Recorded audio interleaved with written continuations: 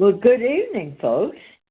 This is Lila with some bedtime stories that I'd sure like to share with you. With me is Dean Val and our dear friend Timothy von Pinnon. And I'll be reading from Book 6, Your Dream Visions by Dwayne, the great writer. And after a while, after reading a little bit, we're going to discuss just what I read. And this is going to be quite fun. This is a nice few chapters here. So stay with us. Yes, here we go.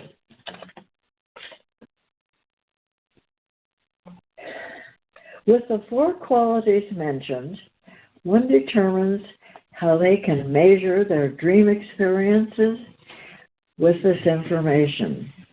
Sensation is a quality which tells that something is as in a relationship that already exists, but at the same time can continue to change prediction. And it tells us something is going to happen, as is the relationship where one or both of the parties involved will be deciding a new avenue to travel, as an example. Thought is what tells and says what it is, and feeling is that which says what a person knows and understands through sensitivity. As it is on the astral body, which is considered the weakest of the 5 bodies, all above of these is a true perception, which can take place once the body has had contact with the real guides. Sometimes the dream experience will express itself in a certain way, and one may think they know the answer. But if there is an impression involved as the action is taking place, then it is the impression that should be looked at first. Many times there are others who are involved with the person's experiences, and they do not want to divulge or alarm the dreamer, as they're trying to pull a fast one, you might say, in hopes that the dreamer is not paying close attention to what's really taking place. This is no different than a broker or salesman wanting to make a deal for themselves and not wanting the agreeing party to read the fine print. If the dreamer is aware of their relationship with certain people, then they will figure out the experiences as it could be a warning that they are shown as to the intent of the other person. Being that all dreams are so individualized, if one can come close to their interpretation, then they have made headway for themselves. It takes a lot of persistence and patience to become one's own authority with the dream visions. Once grasped, those who do succeed are on their way to secret worlds of being free. With all this, it is interesting to note how the feeling person can be exploited by the thinking type of person. As I have learned many lessons along this avenue, most of us want to get along with others, and sometimes they make new friends. But in the business world of today, there are far too many foxes who are watching the henhouse of others. I have had far too many encounters with wolves, snakes, pigs, sharks, and baboons, which are not of the animal kingdom, but dark creatures who have formed themselves to the practices of many lawyers and politicians. There is a way more taking place on this planet than the average one-dimensional person can accept, as most people are very unaware of their overall reality that actually exists here. Until one is fully aware, they are unaware and at the mercy of the influence and her many ways of seduction. Too many people take their thinking and feeling areas for granted and assume that things will work out according to this. Can be so, but just like other good business persons, there is always a lot to learn and to be aware of. With feeling, one knows the worth of something, and so this can be a general application to go by and know what a dream might mean to one. Thinking or literal thought will not always resolve the situation, nor will analytical observance. But for the most part, feelings will especially come along with perception. This quality, built into the human consciousness, will help to show the dreamer that something of value has occurred, and one needs to know about it. The dream experience may or may not provide the full answer because the sensor is always involved. But the answer to what the dreamer is looking for will show up if one's sense of perception and overall experiences is qualified enough. As an example, the business dealings I have had over the years have not always given me the complete answer each time to what I am focused on as I am taken through various stages of the process that it takes to complete something that I'm doing. Here again, it all depends upon what a person has their primary focus on.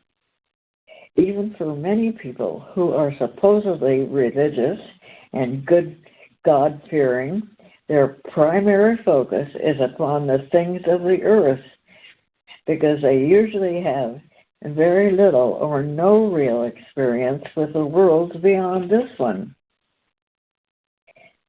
Their belief is more so in the background as their personal life is more important. So they usually carry a lot of concern for their physical welfare. As a person reads what I am presenting, they must learn to eventually see what I am really relating to, as opposed to the narrowness of what they have come to know. I'm not saying one should not be concerned about their life here, but as a person develops their real awareness, they will better handle themselves here, and at the same time have a much freer ability to deal with the situations of the personal self. The thinking and feeling qualities are the staple diet of most humans in the lower realms of positioning, and so, for the most part, dreams are built on these two aspects. In those states of dreamers by which one is in love with another person, whose deals, code of ethics, and religion ideals are one may refuse to accept, or simply an effect of a feeling which is from causes much deeper than the attraction embodied by the loved one or whoever the feelings of love has been projected. Love in dreams are deep feelings, together with thought processes which are directed toward another, whether the other person knows this consciously or not. Most people seem to have a well-adjusted life on the outside, but many times they lack any control with their unconsciousness. What eventually shows up from the lack of control and understanding on their part leads to causes of arrested development.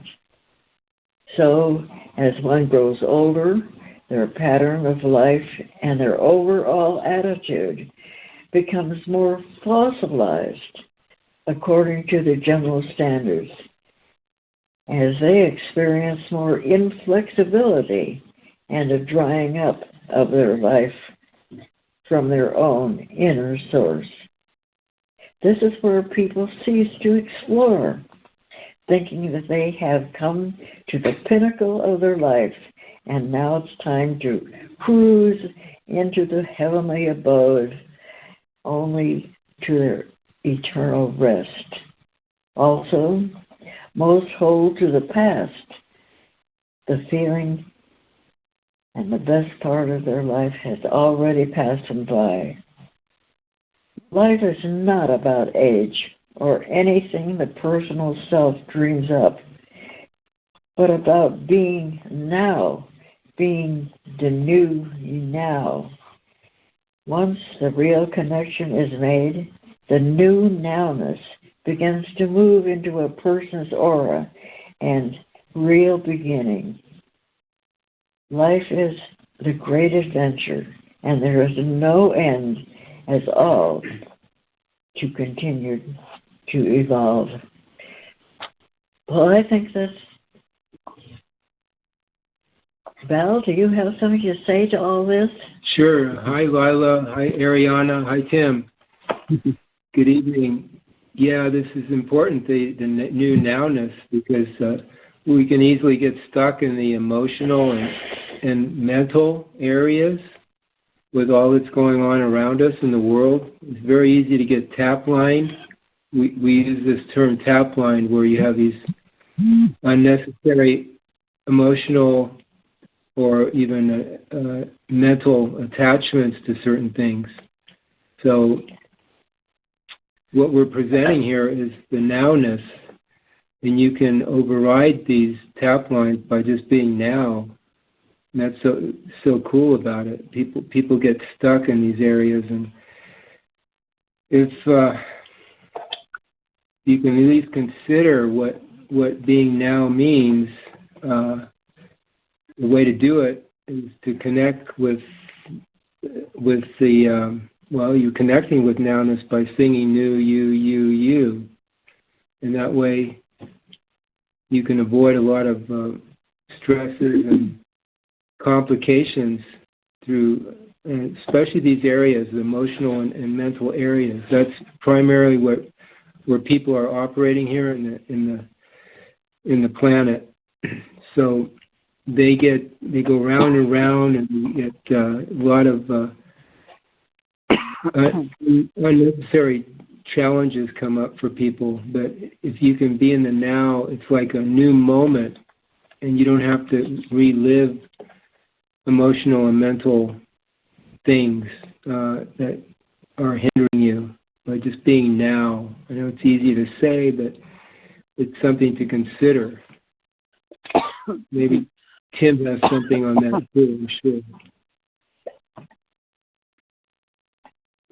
Well, I was just thinking how this stuff called life that we have, this great adventure, and how this nowness is, it's like we always are, almost like there's so much to learn. It's all unknown until we learn something, and it goes on forever.